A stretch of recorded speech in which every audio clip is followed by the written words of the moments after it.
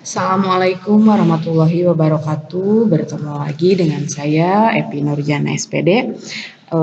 Dalam pembelajaran kali ini saya ingatkan minggu depan kalian akan mengikuti penilaian tengah semester mengenai materi bab 1, bab 2 dan bab yang sekarang yang akan Ibu bahas. Jangan lupa kalian belajar, mudah-mudahan nilainya nanti memuaskan. Baik, pada pertemuan kali ini Ibu akan melanjutkan materi sebelumnya yang sudah Ibu bahas mengenai buku fiksi dan non-fiksi. Nah, sekarang Ibu akan melanjutkan materinya yaitu masuk ke dalam hal-hal yang harus diketahui sebelum menilai kualitas buku fiksi dan non-fiksi. Nah, ini beberapa ada 9 hal ya. Yang pertama judul, berfungsi sebagai penanda buku yang dibaca. Kedua, penulis berfungsi untuk menarik pembaca dan resensi yang dibacanya. Yang ketiga, penerbit berfungsi untuk mempublikasikan buku. Keempat, sampulnya seperti apa? Berfungsi untuk mempercantik tampilan buku. Kemudian yang kelima ada edisi cetakan ke, biasanya itu ada ya di depan buku, cetakan keberapa, edisi keberapa, berfungsi untuk mengetahui seberapa banyak buku tersebut diproduksi. Ya. Kemudian ada jenis kertas atau jumlah halaman, berfungsi untuk mengetahui tebal tipisnya sebuah buku. Begitupun dengan jenis kertasnya ada A4, ada A3, mungkin ya yang besar sekali, ada F4. Nah, itu juga mempengaruhi ketebalan buku ya. Seperti itu. Kemudian ada tahun terbit. Berfungsi untuk menunjukkan kapan buku tersebut dibuat dan tahun terbitnya. Ya. Kemudian ada ISBN atau ISSN. Berfungsi sebagai informasi bahwa buku tersebut telah terdaftar dan legal. Ya. Yang terakhir ada harga sebagai informasi pelengkap bagi pembaca. Begitupun ketika kita mau membeli buku, pastinya kita lihat dulu harganya berapa, disesuaikan dengan uang yang kita miliki. Kemudian masuk ke materi selanjutnya. Setelah ke-9 hal yang tadi kita bahas, ada beberapa hal yang perlu diperhatikan dalam menilai kualitas buku fiksi. Di sini buku fiksi dulu yang Ibu bahas. Yang pertama ada isi. Ya. Isinya apa? Berupa cerita, tragedi, horor, cinta, atau yang lainnya. Bagian awal cerita untuk memberikan gambaran isi buku fiksi yang dinilai. Yang kedua ada sistematika penulisan.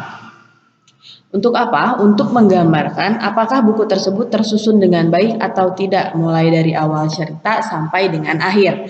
Kemudian yang ketiga ada ejaan dan gaya bahasa untuk mengetahui apakah bahasa dan ejaan yang digunakan. Ya, seperti itu. Kemudian yang keempat, unsur intrinsik. Unsur intrinsik buku ini untuk memberikan gambaran mengenai tema, alur penokohan, latar cerita, amanat, serta sudut pandang penulis dalam bercerita di buku fiksi tersebut. Kemudian yang kelima ada unsur ekstrinsik untuk memberikan gambaran mengenai latar belakang penulis buku fiksi itu sendiri. Ini merupakan hal-hal yang harus dipahami ketika menilai buku fiksi. Kemudian yang selanjutnya ada kriteria yang digunakan untuk menilai buku non-fiksi. Tadi buku fiksi, sekarang masuk ke non-fiksi. Yang pertama ada keaslian ide, tergolong karya asli, jiplakan, atau terjemahan dari buku lain yang pernah terbit.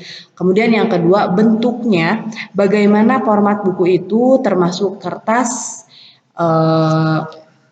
ilustrasi koper, jenis huruf, atau lainnya. Yang ketiga ada isi dan bahasa. Dari segi isi, penulis resensi memperhatikan unsur-unsur pembangunnya. Dari segi bahasa, penulis mencermati penggunaan bahasa apakah mudah dimengerti dan mudah dipahami oleh pembaca. Nah, ini merupakan kriteria dari isi buku non-fiksi. Ya, kemudian yang terakhir di sini ada langkah-langkah yang harus dilakukan ketika hendak meresensi buku. Maaf, penulisannya tadi salah. Yang nomor satu, di sini ada langkah-langkah sebelum kalian mau meresensi buku fiksi kah atau buku non fiksi kah. Yang pertama ada membaca buku yang akan diresensi secara menyeluruh, cermat, dan teliti.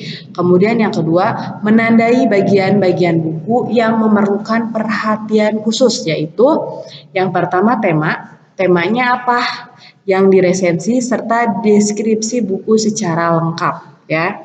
Kemudian yang kedua, menandai bagian-bagian yang kedua yaitu siapa penerbit yang menerbitkan buku itu ya, siapa penerbitnya, kapan dan di mana diterbitkan, tebalnya atau jumlah bab dan halamannya, dan format hingga harganya berapa. Kemudian ada siapa pengarangnya, siapa yang menulis buku tersebut. Kemudian yang keempat ada penggolongan atau bidang kajian buku itu. Ekonomikah, teknik politikah, pendidikan, psikologi, sosiologi, filsafat, bahasa, sastra, atau yang lainnya. Nah, itu termasuk masuk ke dalam langkah-langkah yang harus kamu lakukan ketika hendak meresensi. Itu yang harus kalian perhatikan khusus. Masuk ke ya poin yang ketiga yaitu membuat sinopsis. Ya, membuat sinopsis sekalian membuat oret-oretan. Ya. Kemudian yang keempat ada menentukan sikap atau penelitian terhadap buku tersebut. Kalian mau bersikap seperti apa di dalam buku tersebut ya. Kemudian yang kelima, mengoreksi dan merevisi hasil resensi. Nah, cukup sekian materi kali ini. Mudah-mudahan dapat kalian pahami dan jangan lupa belajar. Terima kasih. Wassalamualaikum warahmatullahi wabarakatuh.